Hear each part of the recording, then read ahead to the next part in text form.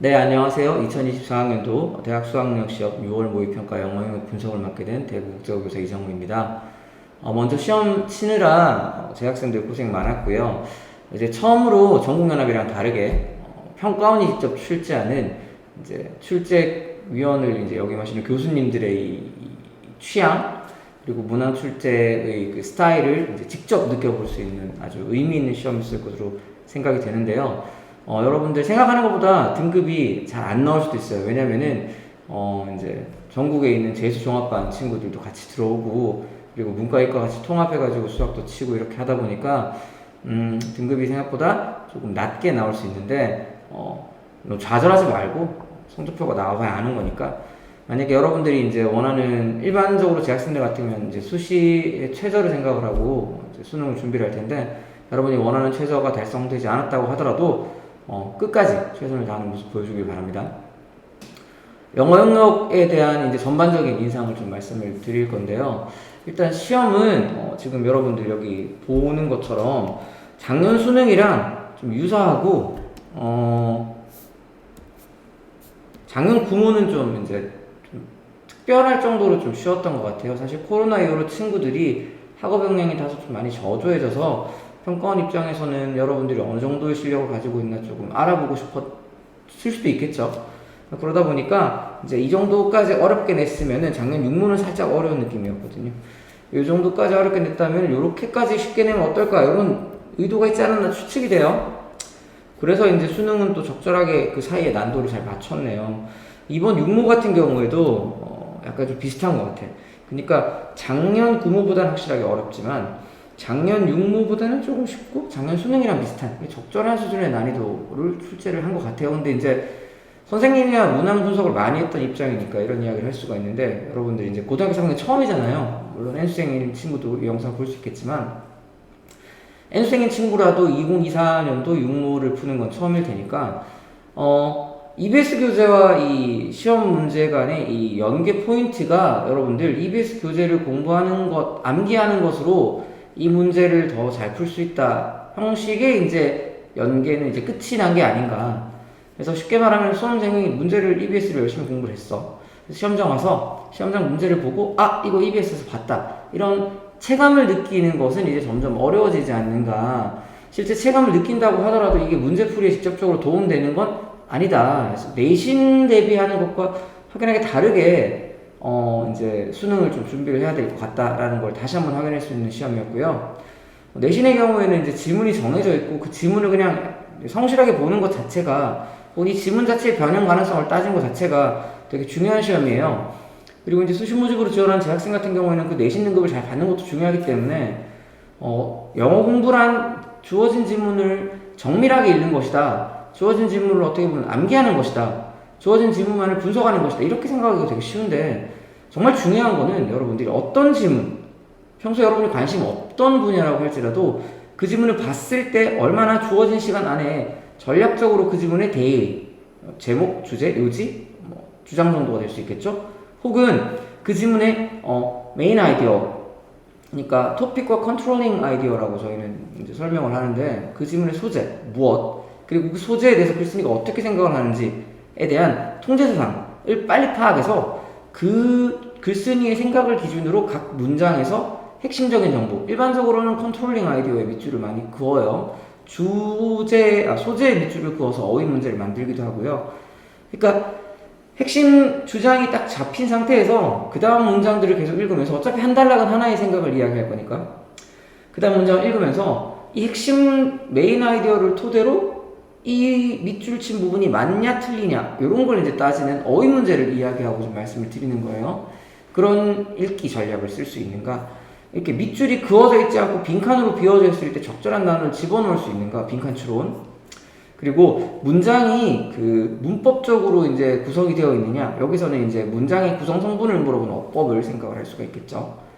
그리고 여러분이 이제 작문을 한다고 하면은 처음부터 이제 마스터피스를 쓰는 친구는 없잖아요. 아무리 대문호라고 할지라도 글을 쓰고 수정하는 과정을 거치기 마련인데 이 문장을 어디 집어넣었을 때 글이 더 효과적으로 주제를 전달할 것인가, 혹은 글을 어떻게 재배열해야지 메인 아이디어가 명확하게 전달될 것인가, 글의 흐름, 순서, 삽입.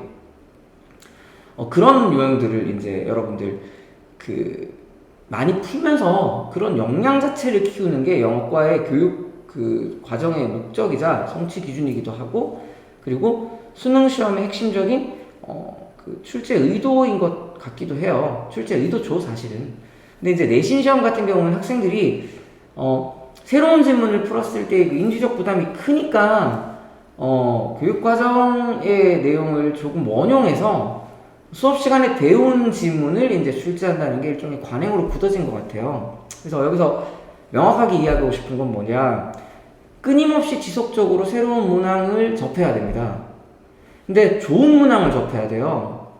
예를 들어서 데이터학 같은 경우에는 여러분들 요즘 챗GPT 굉장히 유행하니까 메인 아이디어가 명확하지 않은 질문을 챗GPT에 집어넣고 What is the main idea of this passage라고 물어보면 굉장히 이제 애매한 답을 할 거예요. 그 중에 선생님이 봤을 때 어떤 것은 메인 아이디어라고 보기 힘든 것도 메인 아이디어라고 이야기를 하거든요. 그래서 여러분들 가장 중요한 거는 새로운 글을 보고 글의 주제를 계속 파악하는 연습, 그 글도 메인 아이디어를 잘 뽑아낸 문제를 보는 연습, 그게 필요하다는 걸 이야기를 하고 싶었어요. 서론은 좀 길어지고 있는데 결국에 3문장 정도로 요약을 하면은 EBS 교재를 열심히 보는 것으로 수능에서 여기서 공부했던 질문이 나왔다라는 연계 체감을 하기 힘들어요. 그럼 EBS 교재를 볼 필요가 없느냐? 그렇진 않다는 거죠. 교재 제작 프로세스를 봤을 때 어떤 교재보다 엄정한 교재 제작 프로세스를 거치고 있는 게 EBS 교재고, 그리고 평가원 검수도 받고 있잖아요. 그 평가원 출제위원분들의 일종의 DNA가 EBS 교재도 묻어있다고 볼 수 있거든요. 그래서 양질의 문제를 EBS 말고 다른 게 있다면 그걸 선택해도 괜찮고요. EBS 교재를 통해서 양질의 문제를 접하고 거기에서 문제풀이 역량이라고 해서 굉장히 문제 푸는 스킬을 말하는 것 같은데 그게 아니에요. 영어라는 도구를 잘 활용하기 위한 역량인 거거든요. 대입 파악, 그리고 메인 아이디어 파악, 대입 파악이죠, 마찬가지로. 그 메인 아이디어 중에서 토픽과 컨트롤링 아이디어를 파악하는 것, 컨트롤링 아이디어에 해당하는 부분에 밑줄을 그었을 때 이게 타당한가 타당하지 않은가 판단하는 것, 아까 말했던 그런 모든 것들, 그게 영어 교육을 하는 목적이자 여러분이 영어 공부를 하는 이유이기도 해요. 그래서 본질에 충실해야지 여러분들 원하는 점수를 얻을 수 있다. 그 이야기를 꼭 좀 드리고 싶었습니다. 네, 앞부분에는 그냥 전반적인 출제 경향인데요. 문항은 큰 유형 변경 없이 출제가 되었고, 그 어휘 문제가 형태가 바뀐 게 있는데 그건 유형 변경이라기보다는 한동안 나오지 않았던 박스 어휘가 다시 출제된 것이라서 뒤에 따로 설명을 하도록 하고요. 네, 전반적으로 EBS 교재를 통해서 성실하게 그 영어 역량을 키우는 것이 중요하다라는 것을 다시 한번 더 확인할 수 있는 시험이었다고 할 수 있겠습니다. 네, 다음 걸 한번 보도록 할까요? 지금 난이도에 대한 이야기를 좀 같이 했고요. 선생님 생각으로는 사실 예측하는 건 굉장히 어렵긴 해요. 근데 6%에서 7% 정도가 1등급 비율로 나오지 않을까 조심스럽게 생각을 해보고요. 듣기 영역에서는 이제 그 숫자 정보가 거의 예전부터 좀 어려운 내용의 문제로 애들이 많이 생각을 하는 거였죠. 숫자 정보와 대화응답 문형, 그러니까 이제 그 긴 대화를 듣고 응답을 고르는 것, 그리고 담화응답 문형, 어떤 사람이 쭉 이야기하고 상황 설명해주면 거기에 적절한 걸 구하는 그런 유형이 이제 3점 배점을 받았고요. 읽기 같은 경우에는 함축 의미 이번에 좀 괜찮게 나온 것 같아요. 지문은 짧은데 그 내용을 추측하기가 한 번에 읽고는 쉽지가 않았죠. 근데 여러 번 보면은 어떤 내용인지 메인 아이디어를 잘 생각할 수 있는 그런 문제로 출제가 된 것 같습니다. 주제는 최근 점점 추상적인 내용들, 여러분이 평소에 생각해보지 않은 글을 가지고 와서 주제 물어보는 문제라서 1, 2등급 변별, 적어도 2, 3등급 변별용으로는 자주 사용되고 있는 것 같아요. 어휘 추론이 조금 형태가 바뀌었는데 선생님 나름대로 추측하기에는 이유가 있는 것 같아요. 그건 뒤에서 설명을 하도록 하고요. 빈칸 추론은 3, 4번이 그 검사지의 얼굴에 가깝습니다. 출제하시는 분들도 굉장히 심혈을 기울여 출제하시는 걸로 느껴지고요. 문제도 굉장히 좀 예뻐요. 그 논리적으로 딱딱딱 맞아떨어지는 맛이 있다 그래야 될까? 그래서 예전 전통에 따라서 추상적이고 뭔가 이렇게 A, B가 자리 싸움하는 그런 류의 지문으로 33번, 34번이 각각 출제가 되었습니다. 글의 순서 같은 경우에는 개인적으로 36번이 조금 더 어려웠는데 37번이 3점 배점을 받았고요. 그리고 문항 삽입도 39번이 3점 배점을 받아서 출제가 되었는데 통념과 달리 정답이 2번 쪽으로 앞쪽으로 가면서 많은 수험생들이 좀 도전했었던 것 같아요. 네, 함축적 의미가 이제 최근에는 좀 평이하게 출제된 느낌도 있었는데 다시 이렇게 좀 어려워지기도 했거든요. 사실 선생님이 함축적 의미 지문을 보면은 이게 함축적인 표현이 나오는 게 쉽지가 않아요. 그래서 EBS 교재를 집필할 때도 그렇고 함축적 의미 문제를 내다 보면은 이게 지문 나오는 것에 따라서 이게 약간 좀 복불복인 것 같아. 그래서 내가 접했던 지문에 함축적 의미가 있는 걸 찾았어. 근데 이 지문이 어려울 수도 있는 거고, 내가 접했던 지문 함축 의미를 찾았는데 이 지문이 쉬울 수도 있는 것 같아요. 그래서 난이도가 약간 좀 왔다 갔다 하는데 전반적으로는 그냥 주제를 물어보는 대입화 문제의 그냥 뭐랄까 스피노프 같은 거라 생각을 하시고 요지를 파악하는 것에 좀 신경을 쓰시면 좋을 것 같아요. 이번에는 나름대로 괜찮은 변별력을 가지지 않았나, 1등급과 2등급을 가르는 기준이 되지 않았나 스스로 생각을 한번 해봅니다. 네, 듣기 말하기 영역 같은 경우에는 그냥 일반적으로 무난하게 나왔어요. 근데 듣기 말하기는 이게 너무 어려워지면 사교육이 너무 조장되기 때문에 어느 정도 난이도를 조절할 수밖에 없습니다. 그래서 듣기 말하기 영역을 틀리고서는 2등급, 1등급 내에 진입이 어렵다는 걸 좀 이해를 했으면 좋겠어요. 절대평가가 된 이후로는 평균 점수를 어느 정도 유지하는 게 굉장히 중요하고 1등급을 몇 프로 확보하는 게 굉장히 중요해요. 1등급은 약간 변동할 수 있지만 2등급까지 합했을 때는 뭐 예를 들어 한 30% 정도? 이 정도 확보해주는 게 굉장히 중요하거든요. 그래서 듣기 말하기 영역에서 갑자기 난이도 어려운 문제가 나오기는 쉽지 않아요. 어려운 문제라고 해봤자 여러분들 집중하지 못해서 틀리는 계산 문제라든지 아니면 집중하지 못해서 틀리는 언급, 불언급 이런 것들 아니면은 약간 조금 대화가 여러분들 생각하지 못했던 대로 전개가 돼가지고 틀릴 수 있는 간접 말하기 유형 13, 14, 15번 정도로 기억이 되는데 그 정도 빼고는 여러분이 사실 그것도 틀리면 안 되고요. 크게 어렵게 생각할 건 없는 것 같습니다. 그러니까 줄 건 확실하게 주는 게 영어 영역의 특징이에요. 그렇기 때문에 여러분에게 맞추라고 준 문제는 반드시 맞추고 시간을 최대한 세이브해서 이제 좀 어렵고 이해하는데 시간이 많이 걸리는데 투자를 하는 이런 전략적인 접근이 필요해요. 그래서 산술적으로 한 문항에 90초 푼다고 생각하면 안 되고요. 쉽게 풀 수 있는 실용문 그리고 학술 일치 문제 이런 것들은 도표 문제도 여러분들 시간을 지연시키는 게 목적인 문항들이거든요. 자연스레 정답은 뒤쪽에 배치되는 경향이 있고요. 그래서 우리가 거꾸로 읽어서 빨리빨리 문항을 풀어나가고 시간을 세이브를 해서 거기서 아낀 시간을 여러분들 고난도 문제에 투자를 하는 3점 배점에 투자를 하는 그런 방식으로 좀 진행을 해야 된다는 거 꼭 좀 기억해 주셨으면 좋겠어요. 90초를 산술적으로만 계산하면 안 돼요. 그러면은 빈칸 33만 90초에 못 풀거든요. 제가 풀어도 아리까리 해가지고 한두 번 봐야 된단 말이에요. 그러니까 모든 문항에 90초를 투자하는 게 아니고 강약을 줘야 된다. 그걸 꼭 좀 기억했으면 좋겠습니다. 그래서 듣기는 다 맞춰야 된다. 어법 어휘 영역 이야기를 좀 드릴게요. 어법은 문장 성분을 잘 이해하는가를 계속 묻고 있는데 점점점 그걸 물어보는 문장이 어려워지고 있어요. 그래서 여러분들 어법 내용을 정리를 한번 하고 싶다 그러면은 생략 그리고 대치 그리고 도치까지 같이 한번 정리를 하면은 그런 이제 일반적이지 않은 문장에서의 동사 자리 이런 걸 물어보는 게 선호되고 있는 것 같아요.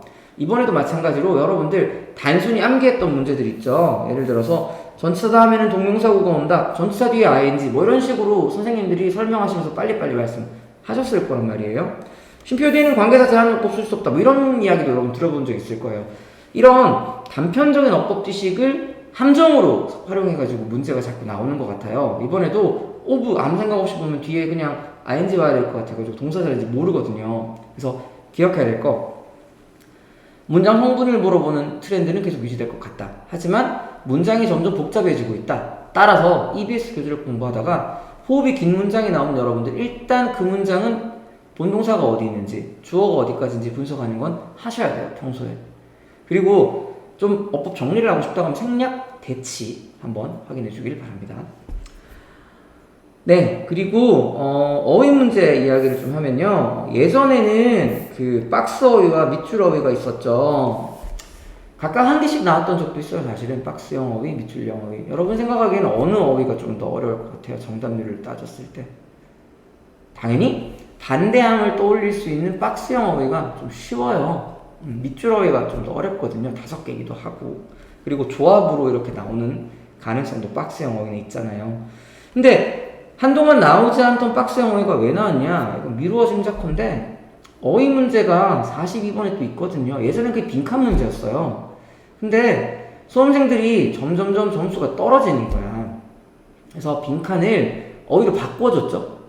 빈칸보다는 어휘가 좀 더 쉽거든요. 인지적인 부담이 적다라는 표현을 쓰는데 그랬더니만 42번 이제 어휘 문제와 30번 어휘 문제가 형태가 같은 거야.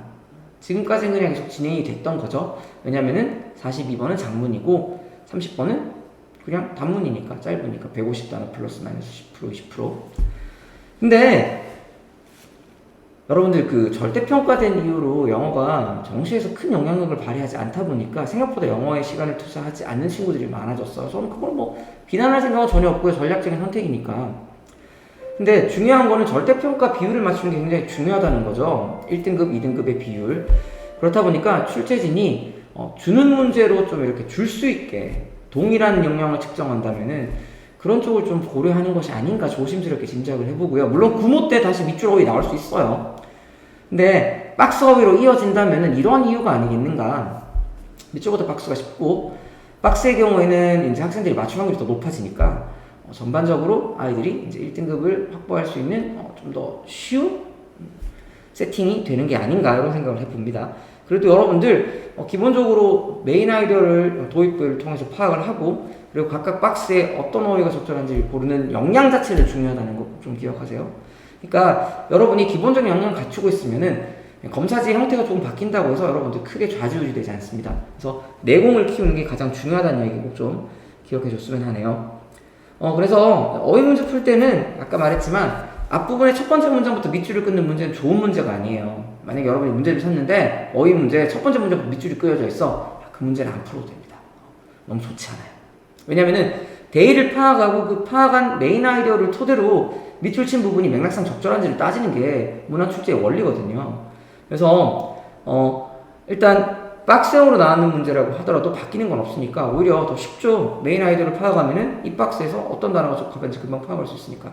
다만 박스형에 나오는 어휘를 모르는 경우가 있는데 그런 거는 이제 여러분들 뭐 시중에 있는 문제집이나 이런 걸 보면은 어휘가 잘 정리되어 있어요. 기출이 자주 되는 바이너리한 단어라고 하는데 반의어 단어들이 잘 정리가 되어 있거든요. 그런 건 한번 정리해 주면 좋습니다. 1지문 2문한 경우에는 여러분들 그냥 긴 어휘 문제를 푼다는 생각으로 접근을 하세요. 긴 어휘 문제를 풀다 보면은 정답이 나올 것이고요. 정답이 나온 부분이 출제를 하시는 분들이 의도하시지 않고 자꾸 그렇게 하시는 것 같은데 어휘의 정답이 되는 부분이 메인 아이디어와 되게 밀접한 연관을 가지는 경우가 되게 많아요. 그래서 어휘 문제를 꼼꼼하게 풀어주면은 여러분들 제목 문제도 생각보다 빨리 풀 수 있어요. 어휘 답을 구한 앞부분, 뒷부분을 꼼꼼하게 읽어보면은 이 글이 이런 내용이었구나를 쉽게 알 수 있거든요. 물론 출제하실 때 그걸 갖다가 서로 이제 간섭되지 않게 하려고 하시겠지만 의도치 않게 글 자체가 좀 겹치는 부분이 있습니다. 그래서 그걸 우린 잘 활용하면 되겠죠. 읽기 쓰기 영역 같은 경우에는 이제 뭐 매력적인 오답도 몇 가지가 있고 뭐 이런 여러 가지 경향들이 쓰여 있는데요. 중요한 거는 1, 2등급을 갖다가 가르는 문항으로 여러분들 빈칸이 1, 2등급을 가르지 않습니다. 오히려 1, 2등급을 가르는 문항은 여러분들 글의 순서, 삽입보다 순서가 조금 쉽거든요. 순서, 그리고 1지문, 함축 의미, 주제 이런 것들이 1, 2등급을 가려요. 그래서 여러분이 1등급을 원한다면은 글의 순서와 함축 그리고 주제 같은 데서는 실수가 없어야 된다는 거. 당연히 그거 밑에 나오는 모든 유형들의 실수가 없어야겠죠. 네, 일단 연계표는 이렇고요. 연계를 체감하기가 쉽지가 않아요. 선생님이 좀 정리를 해봤는데 잠깐 좀 살펴볼까요? 일단 보면은 지금 이게 연계표 내용이거든요. 여러분들 이 자료도 받을 수 있을 텐데 지금 왼쪽 오른쪽 잠깐 한번 읽어볼게요. 이게 원래 수능 특강 영어 듣기는 이렇게 나왔고 2번은 이렇게 나왔어요. 어떻게 닮은 느낌이 드세요?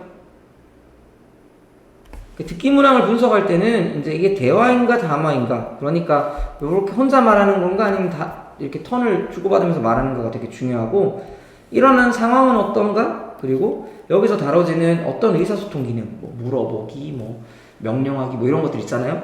그런 것들이 뭐가 쓰였나, 뭐 이런 게 되게 중요하거든요. 그리고 그 두 사람의 관계도 되게 중요하고, 이런 것들이 유사하면은 닮았다라고 생각을 하게 되는 건데, 실제로 이 글과 이 글을 살펴보면은 상황도 완전 다르고요. 이건 교장 선생님이랑 그 학생 이야기잖아요. 이거는 그 남매 간의 이야기예요. 읽어보면은. 그래서 체온을 조절하기 위해서는 옷을 입는 게 필요하다라는 그런 메인 아이디어, 소재 정도 제외하고는 닮았다는 걸 체감하기 쉽지가 않아요.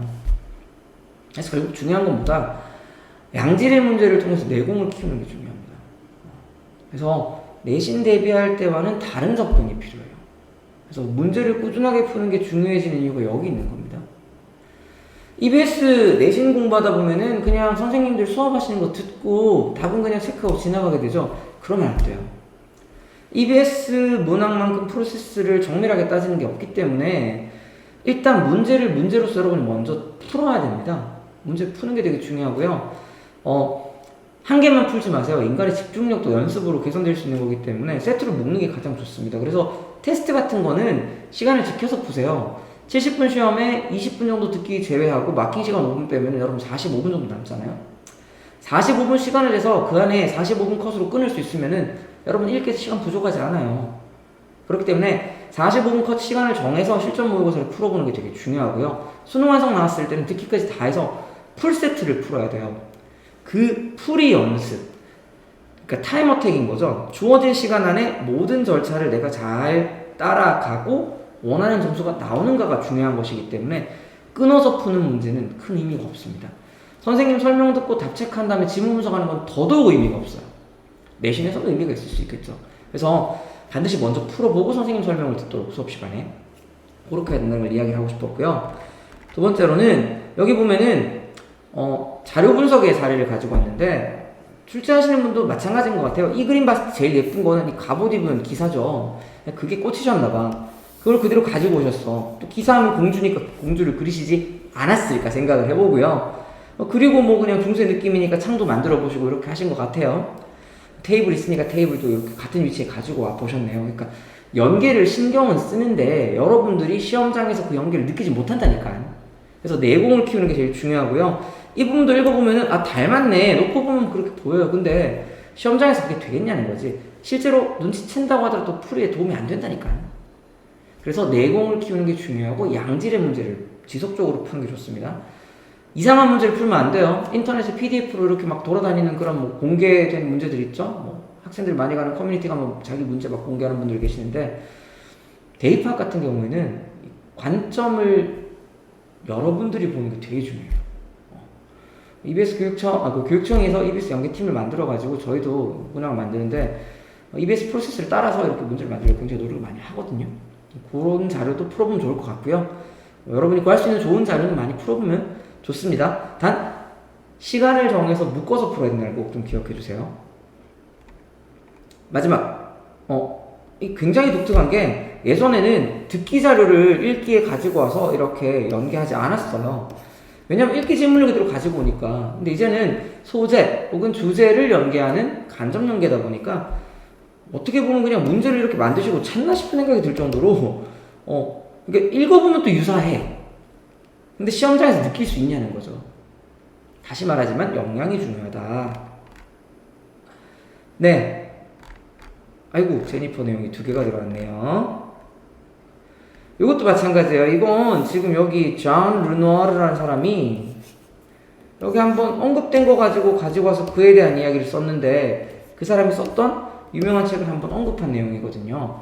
마찬가지로 여기서 장 르누아르를 만나서 여러분이 여기서 문제풀이에 도움되는 게 아니라 여러분은 26번의 학술 지문을 푸는 역량 자체를 키우는 게 중요하고 이러한 역량은 양질의 문제를 통해서 꾸준히 공부하는 것에서 이루어진다.